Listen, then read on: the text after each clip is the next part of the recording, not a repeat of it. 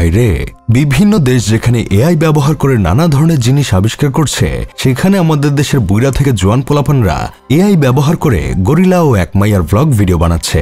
এই যে কয়দিন যাবৎ সামাজিক যোগাযোগ মাধ্যমে এক বুড়া দাদির ভিডিও বেশ ভাইরাল, যেখানে দেখা যাচ্ছে বুড়া দাদি স্কাই ডাইভিং করতে করতে তার স্বামীর উদ্দেশ্যে বলতেছে, আমি স্কাই ডাইভিং করে যেই শান্তি পাচ্ছি সেই শান্তি আমার স্বামী বাসর ঘরেও দিতে পারে নাই।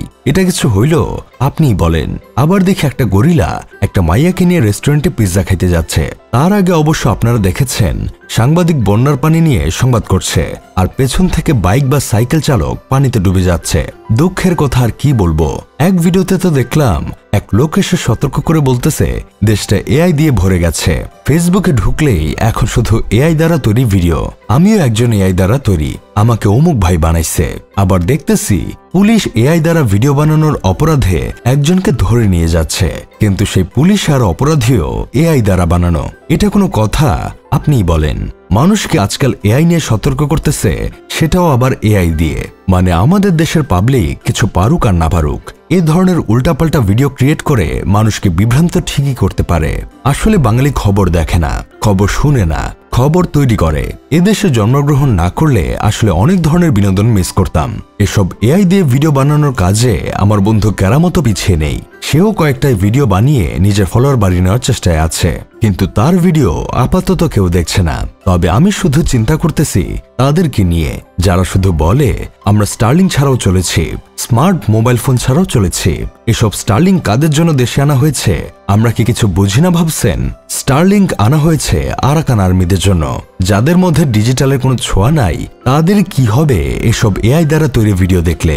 আমার বিশ্বাস এসব আদিম যুগের মানুষ যদি কখনো দেশ চালানোর ক্ষমতা পায়, তাহলে এখনকার পোলাপাইন যে পোংটা তাদের বিরুদ্ধে এআই দ্বারা ভিডিও বানিয়ে নেটে ছেড়ে দিবে, আর তারা সবাই এআই দ্বারা তৈরি ভিডিও ব্যক্তিকে খুঁজে বেড়াবে জেলে ঢুকে পিটানোর জন্য।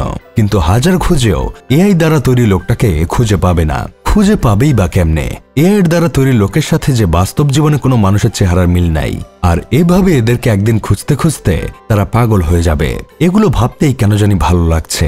একটা সময় ছিল যখন প্রযুক্তি মানেই ছিল উন্নয়ন, জ্ঞান আর সম্ভাবনার নতুন দুয়ার। এখন সেই প্রযুক্তির সবচেয়ে বিপ্লবী ফর্ম এআই পৃথিবীর দেশে দেশে ব্যবহার হচ্ছে ক্যান্সার শনাক্তকরণ, মহাকাশ গবেষণা, কৃষিতে উৎপাদন বাড়ানো, এমনকি যুদ্ধ ঠেকানোর জন্য।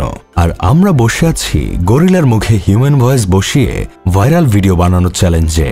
গবেষণার বদলে চলছে গরুর মুখে সংলাপ বসানোর প্র্যাকটিস। দেশের এআই ব্যবহার দেখে চ্যাট জিপিটিও ডিপ্রেশনে চলে গেছে। বিশ্বে যেখানে এআই দিয়ে রোগ নির্ণয় হচ্ছে 0.1 সেকেন্ডে, সেখানে আমাদের এখানে মানুষ চ্যাট জিপিটিকে জিজ্ঞেস করে, ভাই ওই মেয়েটাকে পটাবো কেমনে? জ্ঞান যেখানে মহাশূন্যে পা রাখছে, আমরা এখনো স্টাক এআই দিয়ে বানানো ফানি ব্লগ কম্পিলেশনের জগতে। আফসোস লাগে, তবে তার চেয়েও বেশি ভয় লাগে এই যদি হয় ভবিষ্যতের ব্যবহারকারীদের অবস্থা, তবে ভবিষ্যৎই বার কি বা বাকি আছে। যাই হোক, শেষমেশ আমি গোলাম হোসেন একটা কাজের কথা কই, আমরা বাঙালি কোনো জিনিসকে চিপতে চিপতে তিতা বানানোর আগ পর্যন্ত ছাড়ি না। এসব এআই কেও আমরা তিতা বানানোর আগ পর্যন্ত ছাড়ব না।